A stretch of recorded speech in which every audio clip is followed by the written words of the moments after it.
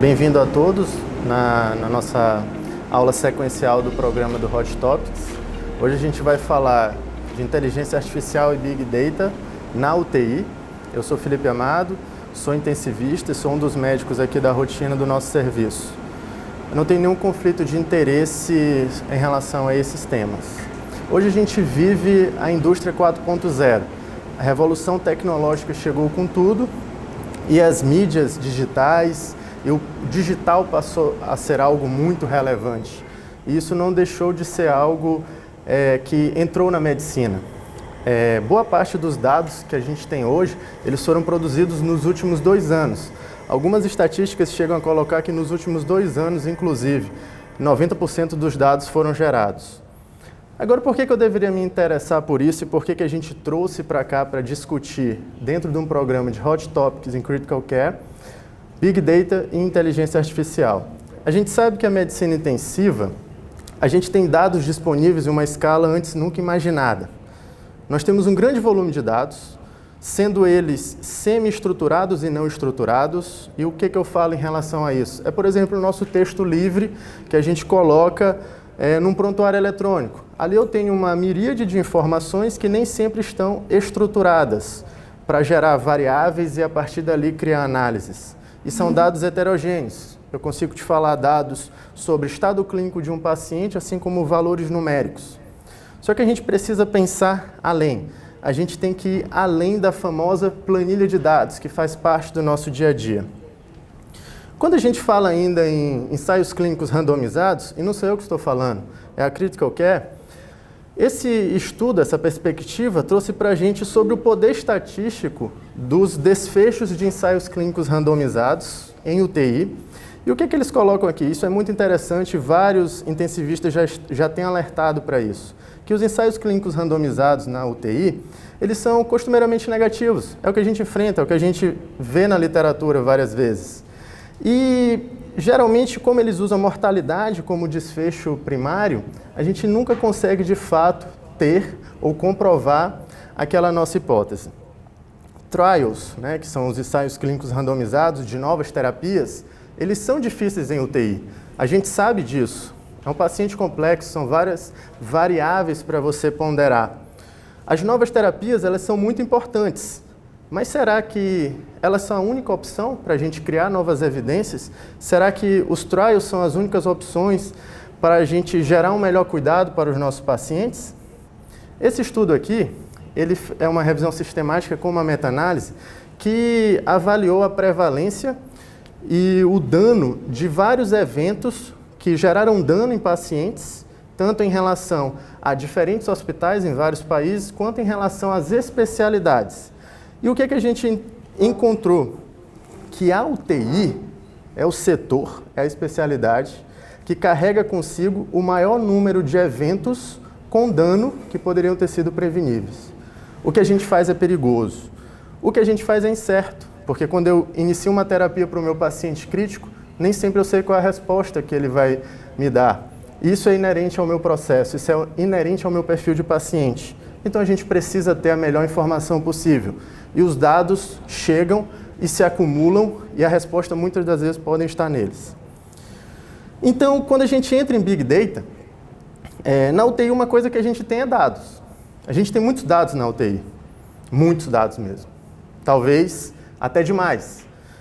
E o Vincent, ele no famoso artigo dele sobre o Fast Hug, ele comparou um piloto de avião, já no curso ali do voo, com um médico de UTI. E o que a gente vê? Que ele controla, geralmente, 3 variáveis. Depois que o avião está ali já no tráfego, já na altitude certa, na velocidade certa e seguindo uma rota. Olha o tanto de coisa que a gente tem que avaliar. Isso eu estou falando de parâmetros clínicos, como ventilação mecânica, controle de febre, alimentação, analgesia, fora o que a gente tem ali por trás, os aspectos sociais, os aspectos técnicos e de equipe que a gente precisa lidar. Então, são vários dados. E a UTI, então, é um celeiro perfeito para a gente aplicar o que a gente chama de Big Data. Então, ao invés de eu olhar para esses dados que são heterogêneos, que são enovelados, eu tenho que dar para esses dados uma certa potencialidade de resolvê-los rapidamente, entendê-los rapidamente e, ao mesmo tempo, perceber que são dados variáveis, vindos de várias fontes e que nem sempre terão a mesma linguagem. Então, o Big Data, ele se torna muito presente na UTI, e os dados de UTI são tão especiais porque quando a gente fala em Big Data, a gente tem que pensar nos 5 Vs do Big Data. Isso aqui para a gente conceituar o nosso termo. A gente fala em volume, ou seja, nós temos dezenas de dados produzidos agora em um paciente em uma hora só. Dados de sinais vitais, dados laboratoriais, dados de exame clínico. E é um volume muito grande, em 24 horas. A velocidade. O Big Data ele trabalha com dados que precisam ser analisados rapidamente e você precisa dar uma resposta de análise. Então, eu já sei que eu não vou fazer isso apenas com o Excel, por exemplo. Eu preciso de ferramentas diferentes. Além disso, eu trabalho com uma variedade de dados. E quando eu falo isso aqui de várias formas, são dados que podem estar estruturados, ou seja, vindos de uma tabela, dados numéricos, por exemplo, dados binários, ou dados semi-estruturados, onde eu tenho texto e ali eu aplico algum tipo de ferramenta que, dentro daquele texto, ele consegue identificar palavras-chave e me falar, por exemplo, que aquilo dali é um paciente com problema neurológico, por exemplo. Ao mesmo tempo que eu preciso, ao utilizar uma ferramenta de Big Data, garantir também a veracidade desses dados, para que eu possa ter uma validade daquelas análises que eu estou fazendo. E, claro, o último V do Big Data. O último V do Big Data é dar valor para todas essas análises. É justamente colocar todas essas análises em prol do meu objetivo fim, que no caso da UTI é um cuidado otimizado do paciente. Quando a gente fala em pesquisa nessa nova era da medicina digital, a gente quer partir dos dados e conferir ao paciente um cuidado otimizado. Dados, onde é que eu vou buscar isso? No prontuário, no registro eletrônico de saúde. Eu posso pegar dados da fisiologia, das curvas do monitor. Eu posso pegar dados que já foram produzidos anteriormente em outras pesquisas ou das minhas próprias pesquisas naquele meu serviço. E com isso, eu tenho que ter qualidade desses dados que eu vou inserir para a minha análise. E, a partir disso, eu posso até entender biomarcadores digitais, onde esses dados eu vou encontrar padrões nesses dados que vão me ajudar a entender melhor o meu paciente, ou prevenir, ou até mesmo decidir para ele, no caso de terapias ou qualquer outra decisão clínica. Através de modelos computacionais, estatísticos e de variáveis modalidades, que eu vou mostrar mais na frente, a gente consegue, com segurança, aplicar isso ao paciente, promovendo esse cuidado otimizado. Com individualização, que hoje é algo muito falado na medicina, medicina individualizada, não é uma receita de bolo para todo mundo, mas se eu tenho uma tendência de dados, eu consigo encontrar padrões e aplicar para aquele meu indivíduo que tem aquele perfil laboratorial, que tem aquele perfil de comorbidades específicos, a melhor terapia. Além disso, eu consigo fazer predições e entender como que esse paciente vai evoluir. Ele vai ficar mais tempo na UTI ou ele vai ficar menos tempo? É um paciente que eu preciso direcionar mais recursos?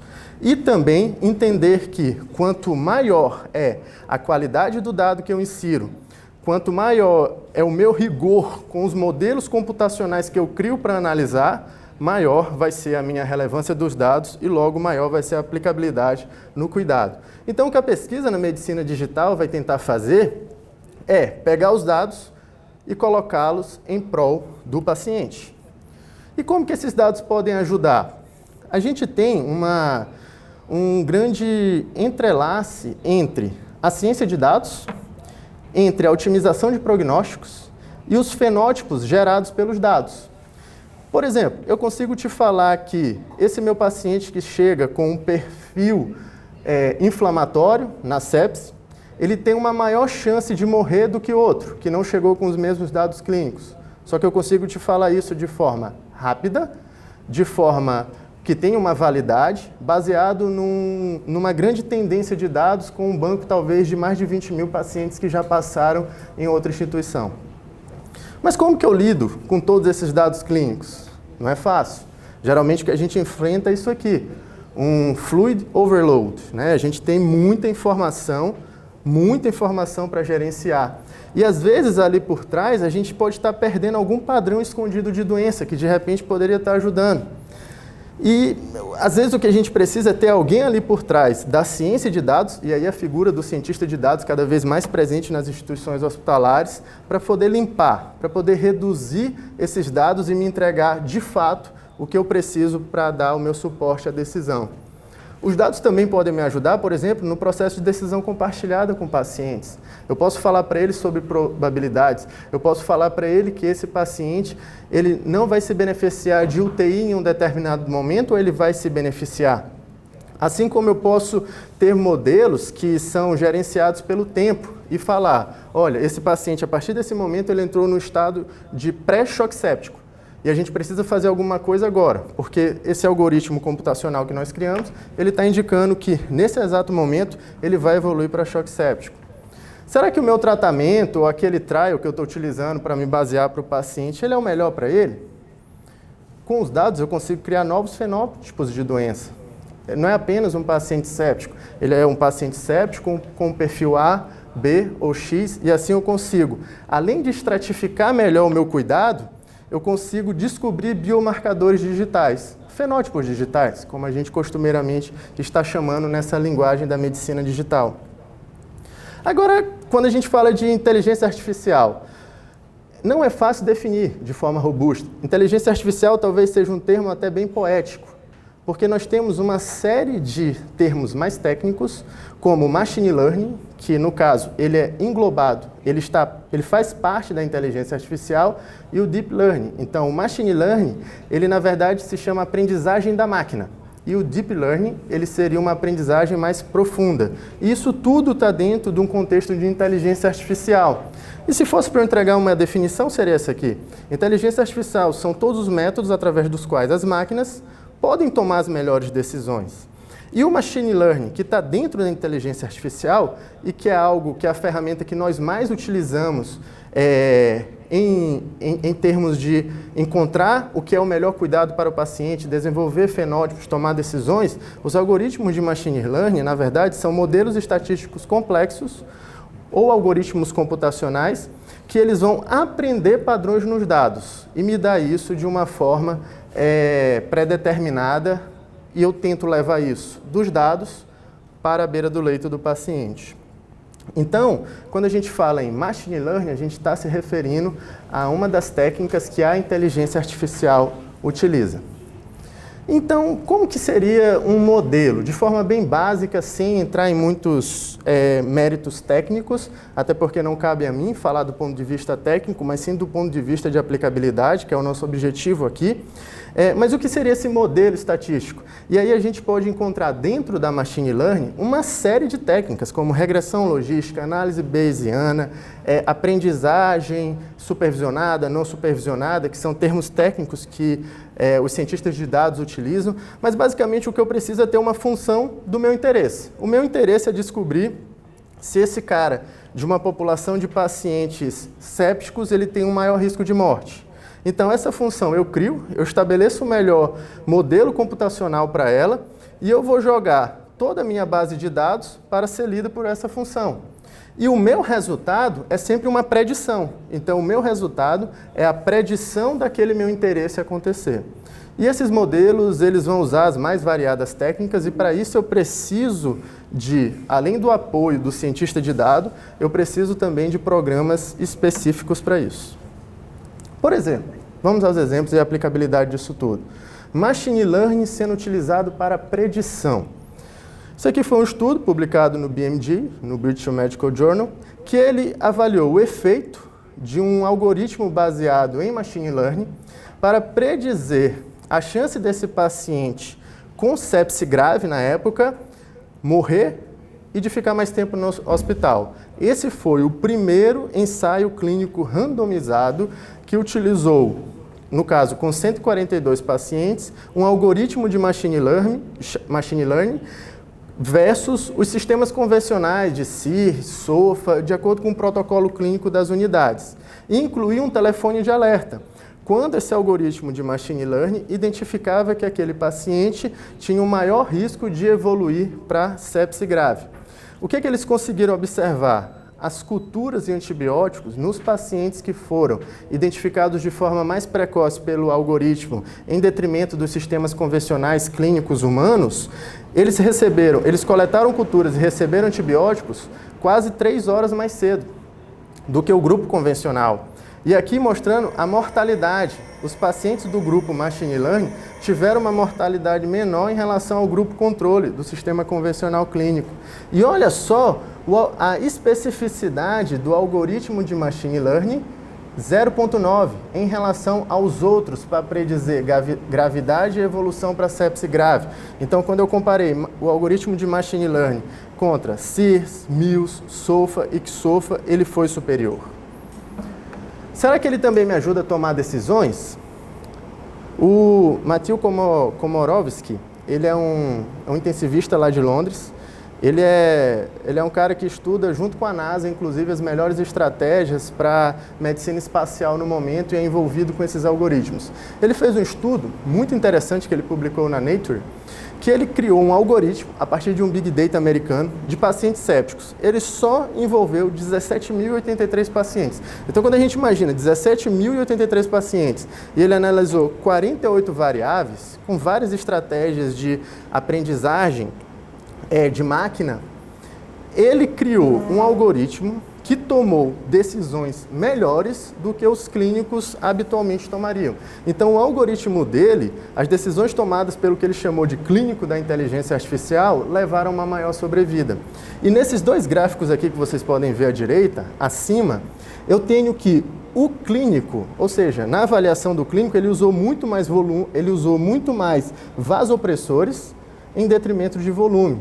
Enquanto o clínico da inteligência artificial, ele balanceou muito mais. Ele teve uma adequada utilização tanto de volume quanto de vasopressor. Mostrando talvez que as pessoas estão dando pouco volume, talvez na sepse? É uma pergunta que o Machine Learning trouxe para a gente. Nos gráficos abaixo, onde a gente olha fluidos intravenosos e vasopressores, isso aqui foi a média de dose por excesso, tanto de fluidos quanto de vasopressores, nesses pacientes. Então, a gente percebe que quanto maior a dose estava em excesso, tanto de fluidos quanto de vasopressores, do que o algoritmo de Machine Learning tinha calculado, maior foi a mortalidade desses pacientes. Ou seja, Machine Learning para predição na sepse, que foi o exemplo que a gente viu, que é o subgrupo que eles mais estudam esses algoritmos e que talvez tenha uma grande aplicabilidade pela necessidade da gente ter um diagnóstico precoce, uma tomada de decisão rápida, e agora Machine Learning para tomada de decisões. Será que eu posso usar o Machine Learning para outro tipo de cenário? Posso, como no caso para fenotipagem, que é aquilo que eu venho falando. Eu posso pegar os dados e transformar fenótipos digitais, como esse estudo que foi publicado, onde ele colocava, de fato, um fenótipo de um estado pré-choque séptico. Então, eu consigo identificar, como se fosse uma assinatura fisiológica nos dados, um estado de pré-choque. Ele envolveu esses dados fisiológicos, e vocês podem ver à direita, como lactato, SOFA cardiovascular, Glasgow, a frequência cardíaca, a PaO2 e a FO2. E o que ele mostrou? Que quando ele conseguia identificar, quando ele falava assim, olha, esse paciente está evoluindo para um estado pré-choque pelos dados que o meu algoritmo está lendo nesse momento, ele conseguia aumentar a chance de perceber que esse paciente estava entrando no choque séptico. Ou seja, se eu consigo calcular esse risco, que ele vai entrar mais rápido em choque séptico, ou seja, se eu consigo saber isso antes, eu posso interromper essa cascata e de alguma forma otimizar minha terapia. Então, criar fenótipos, entender estados que a gente pode prever com os dados de forma real, também é uma das outras aplicabilidades do Machine Learning, fenótipos digitais. Então, será que inteligência artificial, Machine Learning, Big Data seria uma alternativa para os ensaios clínicos randomizados? Eles continuam sendo o padrão ouro e sempre vão ser, mas eles têm um poder reduzido em UTI. Isso a comunidade científica toda sabe. Como, por exemplo, uma análise pós-hoc bayesiana do estudo EOLIA. O estudo em si, o trial, foi um trial inconclusivo ou até mesmo negativo para a hipótese que os autores buscavam. Foi um dos maiores trials de ECMO realizados até o momento. Mas uma análise bayesiana que usa técnicas também de Machine Learning, conseguiu mostrar uma probabilidade de efeito positivo daquela terapia. Então, ensaio clínico randomizado, eu não tenho dúvida, eu nem sou contra. Pelo contrário, eles vão continuar existindo. Mas será que a gente não está criando, ou será que se a gente aprimorar nossas técnicas, a gente não pode estar em frente a uma alternativa a esses ensaios clínicos randomizados? Nós temos algumas barreiras. Nós temos, por exemplo, as barreiras translacionais. Para quem não sabe, a medicina translacional é a medicina que pega a evidência e aplica para o beira-leito. E a gente tem uma certa dificuldade, às vezes, de entender de que forma que esses dados vão romper esse processo muito famoso que a gente conhece. Eu tenho uma doença, eu tenho uma hipótese, eu faço aquelas análises laboratoriais iniciais na bancada, testo aquela hipótese, às vezes, in vitro, a depender se for uma terapia nova, eu começo a desenvolver aquele meu produto, eu tenho os primeiros trials e, finalmente, eu consigo mostrar que é seguro e aí eu aplico essa nova terapia na população, por exemplo. Então, eu falo bench to bedside, seria bancada do laboratório para a beira do leito. Isso é um processo que a gente já conhece. Só que, às vezes, a gente tem uma certa dificuldade de entender como que os dados teriam esse mesmo circuito baseado na medicina translacional tradicional, na pesquisa clínica biomédica tradicional. Porque talvez a gente tivesse que adaptar, não mais bench to bedside, mas bytes to bedside. Talvez a gente precise entender isso e assimilar isso, não confiar cegamente, mas entender que quanto maior a minha qualidade de dados, quanto maior o rigor dos meus modelos computacionais, mais eu vou conseguir aplicar o bytes to bedside, já que os dados se acumulam cada vez mais. Eu tenho barreiras práticas também. Isso aqui a gente enfrenta. Várias UTIs são consideradas ilhas de dados. Você tem enfermarias clínicas, enfermarias cirúrgicas, o centro cirúrgico, e eles não conseguem, muitas das vezes, conversar entre si.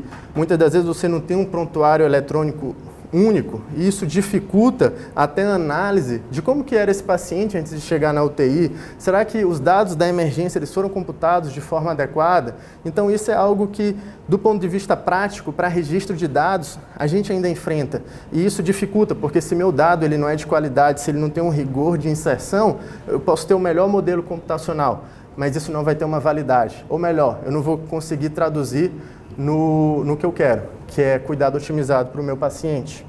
E hoje, aqui no hospital, a gente consegue ter algumas características da famosa interoperabilidade. Ou seja, eu consigo pegar vários desses dados produzidos no hospital, produzidos dentro, vamos nos até o nosso cenário de UTI. Eu consigo, através do que a gente chama de PDMS, que é o Patient Data Management System, integrar, como no caso em 2 das nossas UTIs, monitores e ventiladores direto no nosso prontuário eletrônico, que seria o Electronic Health Record. Então, nossos prontuários são todos eletrônicos e a gente consegue, através dos PDMS, colocar sinais vitais direto no prontuário, o que é algo fantástico. Nós temos também que pensar que a interoperabilidade ela depende também de que dados laboratoriais, que seria o LIS e o RIS, eles entrem também em comum acordo e conversem com toda essa estrutura de PDMS e de prontuário eletrônico.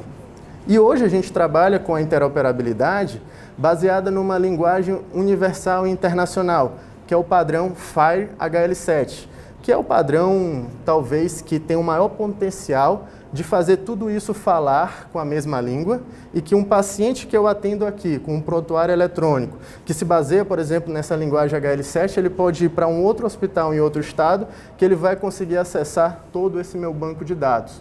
E o melhor, se eu tenho um banco de dados único, com uma linguagem internacional única, que possibilita uma análise rápida, eu consigo ter não só um banco de dados poderoso, mas também um banco de dados que vai permitir a aplicação de vários algoritmos de machine learning e das próprias ferramentas de Big Data. O que a gente tem, então, desse nosso cenário de inteligência artificial e Big Data na UTI? A medicina intensiva ela tem a maior fonte de Big Data de qualquer área da medicina. Isso fica bem claro para a gente que está todo dia envolvido com cuidado no paciente crítico. A evidência gerada até o momento sugere que a gente pode transformar a análise inteligente de dados em cuidado otimizado. Só que para eu ter uma análise inteligente de dados, eu preciso ter um registro adequado de dados. Eu preciso ter uma cultura adequada de inserção de dados. e de transformar o que não é digital em digital. As informações estão aqui, a gente só precisa colocá-las de forma que a gente possa ler, de forma organizada. E como que eu posso tornar isso possível? Eu tenho que ter um melhor acesso aos dados de rotina em tempo real. Então, os dados que habitualmente eu falo, os dados que habitualmente eu uso para tomar de decisões, eles precisam estar tanto registrados quanto de fácil acesso para que eu possa utilizá-los em algoritmos, por exemplo, em tempo real, que vão me dar, como a gente viu lá, o estado do pré-choque séptico. Se aqueles dados não chegam em tempo real, um dado de rotina, como lactato, como frequência cardíaca, porque o monitor não está integrado, eu dependo de alguém para colocar, eu não tenho como fazer o meu algoritmo de machine learning cumprir o seu objetivo de cuidado otimizado. Como que eu posso tornar possível? Através de fenótipos digitais, validados para vários problemas. É aquela história lá do fenótipo digital que pode me alertar que esse paciente ele vai ter uma maior chance de ter sepse grave, a antiga sepse grave. E melhor, cada vez mais eu tenho que trabalhar com modelos adequados para gerar predições mais próximas do famoso bites to bedside, ou seja, dados para o leito, dados transformados em cuidado otimizado. E claro que isso vem com a necessidade de aproveitar os avanços em computação, não tem como ficar alheio à tecnologia e mais do que isso, mais do que ter as melhores ferramentas, incorporá-los e fazê-los girarem em torno do cuidado otimizado ao paciente. Obrigado.